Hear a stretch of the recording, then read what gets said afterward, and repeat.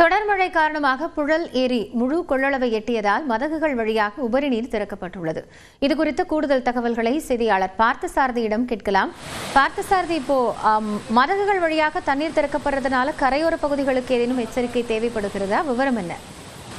அதாவது காயத்ரி, திருவள்ளூர் மாவட்டம் செங்குன்றம் பகுதியில் உள்ள புழல் ஏரியில் ஏரி மொத்த கொள்ளளவு எட்டிய நிலையில் இன்று 200 கன அடி வீதம் வினாடிக்கு மதகுகள் வழியாக பொதுப்பணித்துறையினர் வெளியேற்றி வருகின்றனர். இந்த நீரானது சாமியார் மடம், தண்டல் கழனி, கிராண்ட் லைன், புள்ளி லைன் உள்ளிட்ட பகுதிகள் வழியாக கடலுக்கு செல்லக்கூடிய ஒரு நிலை உள்ளது. இதனால் தாழ்வான பகுதியில் வசிக்கும் மக்கள் பாதுகாப்பாக இருக்கும்படி மாவட்ட நிர்வாகத்தால் அறிவுறுத்தப்பட்டுள்ளனர். மதகுகள் வழியாக தண்ணீர் வெளியேற்றப்படும் பொழுது முறையாக மதகு பராமரிப்பு பணி நடைபெறாததால் அதிக அளவிலான தண்ணீர் தற்போது அதில் வெளியேறி வருகிறது.